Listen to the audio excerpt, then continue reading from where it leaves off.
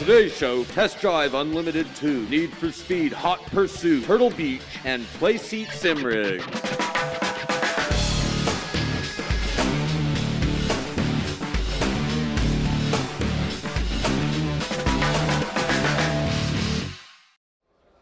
Welcome to Inside Sim Racing. I'm Jessica Lopez, and this is our E3 special report brought to you by Race Sim Central, home of news and forums since the year 2000.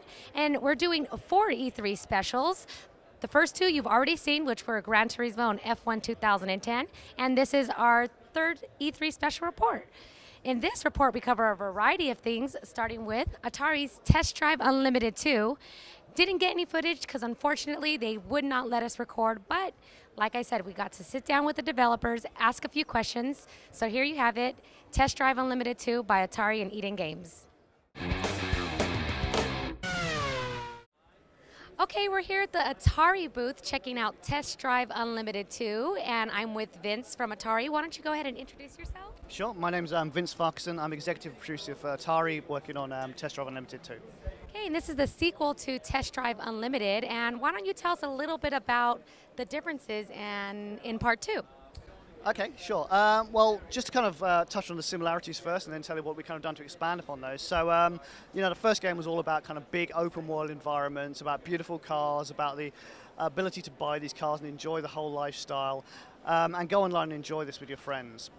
So what we've done with the sequel really is we've kind of approached it from many angles. With the cars themselves, we made them more beautiful, more detailed. We've completely reworked the handling, so we have more flexibility to make them feel individual and different. In the world itself, we've made it much easier to keep in touch with your friends, to hang out with them, to do things together. We have things like clubs, which are the equivalent of clans in MMOs. So we've got kind of all that stuff covered as well. In terms of scale, the first one is well known for being huge, so we thought we'll make it even more huge. So this one's about 2.5 times the size of the original one and full of stuff to do. So it's pretty big and it's a lot of fun stuff in there. With the first one, I know that it was compatible with all-wheel platforms on the PC. Will that hold true for part 2 on the console games? Yeah, we're doing similar things. Basically, we're looking at the sort of support that people want, and we're supporting those. There's a number of different things we're doing. We're still evaluating exactly which ones, but I think most gamers are going to get what they want. I noticed the game is available for pre-order, and I've seen some trailers recently released in the past couple of days. Yeah. I know it's due out in fall of this year. Do you have a release date for us? It's 21st of September. September 21st. So there you have it, Test Drive Unlimited 2. We look forward to its release in September. Thank you for your time. Thank you. More on TDU2 when we get information available. Next up, Sean was over at the EA booth checking out Need for Speed Hot Pursuit. Actually, we were all over there checking it out. I got to drive it myself. A lot of fun. I got chased down by a cop car and I didn't do so well. Sean copped an interview with one of the developers from Criterion Games. Here it is.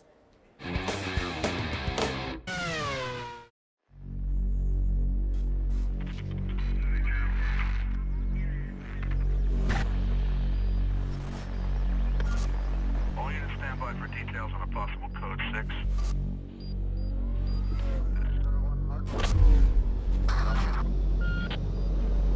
Just had a vehicle blow past me, high speed.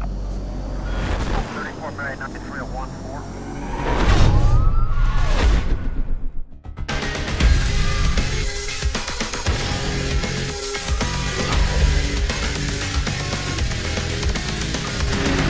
With Hamish Young of Criterion Games to check out Need for Speed Hot Pursuit, which this is a long tradition, the Hot Pursuit version of Need for Speed. Yeah, I mean, when Criterion got the opportunity to make Need for Speed, we really wanted to kind of take the game back to its roots, for the franchise back to its roots. The original 3DO version of the game, you know, took hot exotic cars through beautiful landscapes and got chased by the cops, and we really loved that. And obviously they expanded on it with Hot Pursuit, and we felt that it was 8 years since the last Hot Pursuit, and we felt we could really bring a Criterion spin to a great part of the franchise. Right. Now you mentioned that, the Criterion spin.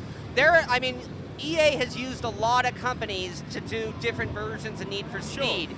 How do you take over where others have left off, and how do you put your own twist onto it? Well, the great thing about Need for Speed franchise is there's lots of different kind of sub-brands to it, right? So Shift last year was a track-based simulation racer like Forza and GT. Right. You know, but on the flip side, something like Hot Pursuit is much more of a kind of arcade racer. So we've got a real balance of those two things, and I think there's a lot of room in the franchise for all different types of racing. So we try and mix it up a bit, keep people excited. Right. So. And do you feel like you have to live up to the reputation of the brand name? I mean, it's a long-standing name. Absolutely. You know, Need for Speed's always stood for amazing cars, amazing, beautiful presentation. You know, fast. You know, it's what racing games should be. And yeah, absolutely, we want to make sure that we hold up to ourselves up to the highest standard for that. Okay. You mentioned arcade type game.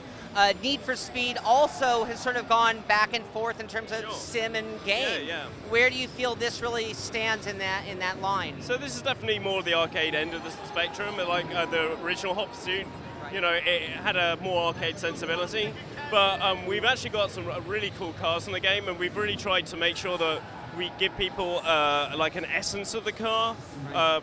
We don't want to make it like hard for people to drive, because if you're being chased by the cops, the last thing you want to be able to do is like crunching gears and that kind of stuff. So what we really want to do is give people like the feeling of what they'd love the cars to drive like, rather than necessarily being completely like realistic about it.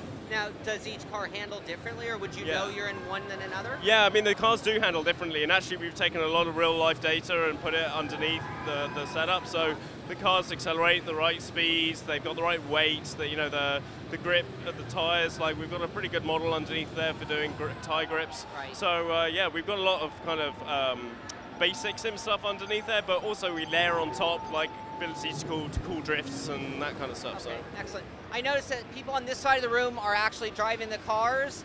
Are the people on this side of the room actually the police? Yes, so what happens is we've got a one-on-one interceptor mode online. This side are racers, this side are cops, and yeah, you pick cop or racer, you can play either. Right. As a cop car, you have this beautiful Lamborghini Reventon, which is the first time it's been seen in cop livery. Right. And on this side we've got the the Murcielago LP670 Super Veloce, which is running away. It's a little bit lighter, a little bit more nimble. The cop's a little bit heavier, but a little bit more power. So they balance each other out. Okay, so how do I pull somebody over? Well, here's the thing. The racers aren't just going to stop. Right. They're going to be running as hard as they can to get away from you. So you're going to have to take any measures necessary to stop the car. Right. Okay. So this means, if that means hitting into them, it means putting in roadblocks, calling in a helicopter to drop spike strips, dropping your own spike strips, whatever you need to do to stop that car. Okay. When you're on multiplayer, can the people work together? Yeah, so we've got, obviously multiplayer, we've got 8 players online. You can have 1 versus 7 or 7 versus 1 or anything in between. Right. So you can join with your friends as cops and go and bust some racers who are also online playing as real people. So it's really cool. Okay. Now I told you in advance that we're usually on the PC using some very hardcore peripherals. Yeah. On mostly the PC version, will we have freedom to use like 2 controllers at once? Yeah, so actually we put quite a lot of work in our PC version of the game. So yeah, you'll have full kind of configuration of controls. Excellent. You have to put wheels in, that kind of stuff. If you want to do that, you can totally do that, yeah. Excellent. Another question, this kind of goes in a different direction, because a lot of the newer Needs for Speed games have been looking at the massive multiplayer. Sure. Is there any intentions to take this beyond a handful of players to the point where you're just in a free roaming world, or is that really left to the other part of the franchise? So we've got a great new product called Need for Speed World, which is an online MMO kind of game, which is PC exclusive, a browser-based game which looks amazing. So they're going to do the kind of massively multiplayer. We're much more of a console focus, so yeah. Okay. And do you have a release date in mind for this? Yeah, absolutely. It's coming out on November 16th on PlayStation 3, Xbox 360 and PC. So it's out this Christmas. Excellent. Well, Hamish, thank you very much. Okay. We are really looking forward to this title. Get it in the studio and check it out. Yeah, awesome. All right, thank you. And the score was alternatively. Did you go left there? Did you go left? Yeah. So basically, they went a few rounds to make it out in a matter of seconds. For all of your sim racing news and reviews, check out RaceSimCentral.com. Feel your sim racing experience come to life with the Butt Kicker Gamer 2 by Githammer. To enhance your F1 2010 experience, you can get $10 off a Gamer 2 now by going to InsideSimRacing.tv and clicking on the Butt Kicker banner to take advantage of this offer. Live the game and feel the music with a Butt Kicker Gamer 2 for $119.99. Only at InsideSimRacing.tv. Does not include shipping and handling. Offer ends October 31st, 2010. I'm here at the Turtle Beach booth, leader in premier gaming headsets, with Chris Bridle. And your title, please? I'm the Community Services Coordinator for Turtle Beach. Basically, I bridge marketing and engineering together to make sure that everyone has a great experience with Turtle Beach. We have a couple of our new products here that I want to show you guys. The first is the EarForce PBT. The EarForce PBT is a Bluetooth headset with some unique capabilities. You can dual pair this Bluetooth headset to your cell phone as well as your PlayStation 3. That way you can take calls from your phone seamlessly while talking with game chat. And when your call is over, it will switch right back to the game chat so you never miss a beat. Especially good for the busy gamer. We also have the EarForce DSS. Our X41 headset is very popular for its Dolby 7.1 surround sound. So using the EarForce DSS sound processor, any stereo headset can be plugged in and is automatically Dolby 7.1 surround sound. So for people that already own our Turtle Beach headsets and wanted to upgrade, this is the perfect accessory. Even if you don't own a Turtle Beach product, this sound processor does a great job of turning any headset into a premier gaming headset. And using the headphones, I've noticed that sounds like you're in a room full of speakers as opposed to just actual sound in the headphones. That's right. Well, when you listen to a stereo headset, all the sounds sound like they're right against your ears. They're pushed up. But when you're using Dolby headphone technology, specifically on our X41, the sounds sound like they're coming from outside the headset. It's pushed out, and all the sounds have their appropriate distance. So in addition to being perfectly directional, the distances of the sounds are accurate. We also have the EarForce Z2. We're bringing it back to our PC community. Obviously, as you see, our Xbox line of headsets has really filled out over the last year, and now we want to pay more attention to our PC community again. So look for us to keep rolling out more PC products in the future, and definitely check out the EarForce Z2. In the meantime, head over to turtlebeach.com. We just launched a new website this week, and there's plenty to see there, and more information on all of our headsets and products. All right, well, thank you, Chris, for showing us the new products at Turtle Beach. We hope to get some in the studio soon so we can check them out ourselves. All right, guys, I'm here with Justin King, the Director of Sales and Marketing at Playseat, and he's going to go ahead and show us all the new seats and products that Playseat has to offer. Yes, I will. Probably since the last time your customers or your market has seen us, we've come quite a long way. I think the model you had on studio was the Evolution, but since then, Playseats has gotten a little more dynamic. I'll go ahead and run you through the new features we're showing. Okay. From the Evolution, we originally had a 3-point adjustment system with a knob-based tension. We've gotten rid of that, primarily because we had complaints about foot movement or just ease of access to just adjustments and such. So what we've done is we've taken the knobs and replaced them with a pressure latch mechanism, which more or less allows for easy release and slide and adjustment of the products. So it's a little more accessible, and it keeps the framework nice and clean, whereas the original Evolution kind of tended to scratch things up with every adjustment. We took that in consideration and made sure everything stays nice for you. Really easy to adjust. Like I mentioned, the free range of motion with the foot. There's no obstacle blocking the foots anymore. So this takes gaming to a whole nother level. Even the racing makes it that much more engaging and real. And from actually the base of this product, we've gone into licensing with some high-end racing groups to kind of help promote the product into more markets than just gaming. We're trying to get real drivers, real racers to actually consider gaming a platform for training. So we've actually worked in tandem with groups like WRC, and actually I'll show you in a minute the NASCAR line. And these groups are actually taking our chairs and teaching their drivers the sim experience that they can translate to the tracks. That's a big step forward. Right. So as you can tell, our products are getting way more dynamic, way more attention, and the racing market is paying attention to it just as much as the gaming market. So we're hoping big things from that. But as far as gamers are concerned, we're looking out for you with our sound and vibration model. This will be releasing in September. And what this model will do is take that experience to a whole nother level of immersion. We're going to blend two-way speakers in the headrest. The bottom is an 8-foot subwoofer with an enhanced motor feature that allows for a rumble feedback. So it's a way more immersive experience. It still features the same new GT framework we just introduced this year. So we're hoping, combined with the sound, the new frame, this will be our bad boy. This will be the chair that defines Playseat for the market. And this particular chair is not on the market just yet. Correct. It'll be out in September. It's just a matter of fine-tuning a couple things, and it'll be ready to roll. Well, I'm glad I got to try it. And actually, in trying this seat, what I noticed is that it vibrates a lot from the bottom, as a real car does. And even when I was just standing still and not driving, as the other cars zoomed by, I could still feel the vibration of the other cars. Yep. It's like I said, it takes the whole experience to a whole nother level. It's probably as close as you can get without buying an arcade system, and that's we're going to pride ourselves on that. The speaker quality is fantastic. We went top of the line, so the feedback is crisp. The rumble, like you mentioned, is really hard. And I couldn't even hear anybody talking to me from the other end. You don't need to worry about the rest of the world when you're racing. So yeah, we're expecting huge things out of this, like as I mentioned, out in September. For those that like a more standard approach, we do have our standard models available without the ruckus of the sound and vibration. But me myself, I love the ruckus. So. I really did enjoy the rumble, and I like that it comes from the bottom. Absolutely. So it does feel like a real car. Like the engine underneath, right? Exactly.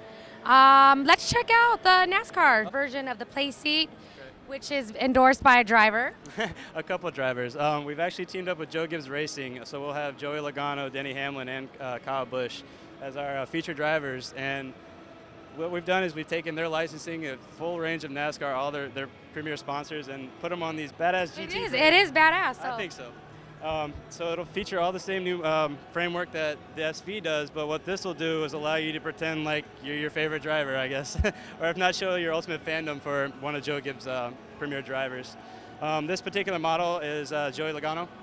So this feature, you can see the number 20, his signature number. We got the GameStop licensing. We actually have a Home Depot model as well, so we've rounded out his cars. Kyle Busch will be featured in M&M decor, and Denny Hamlin will be the FedEx model.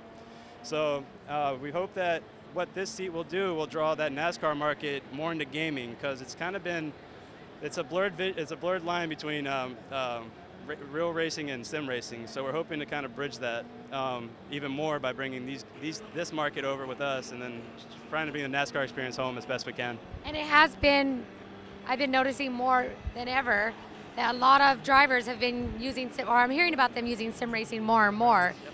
How much do these retail for? This particular one is $5.99, just because we have to pay Joey and the rest of the gang. But it's well worth it. Exactly, Joey's worth it. But yeah, these are shipping now, available online on Amazon.com, CSN, Target, Sears, you name it. Actually, NASCAR.com as well. Another cool feature I forgot to mention, these plates actually are adjustable at angles. So it's a matter of how you mount.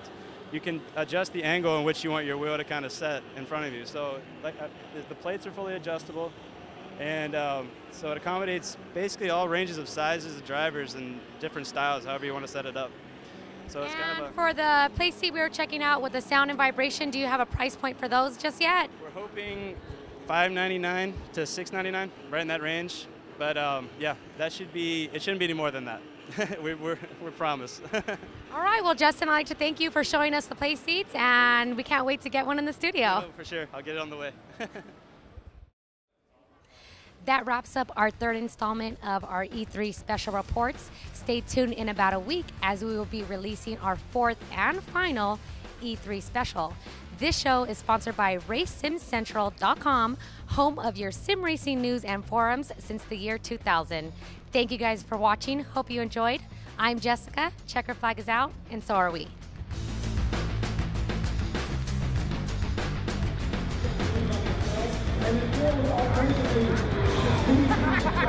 Did you go left there? Did you go left? Yeah.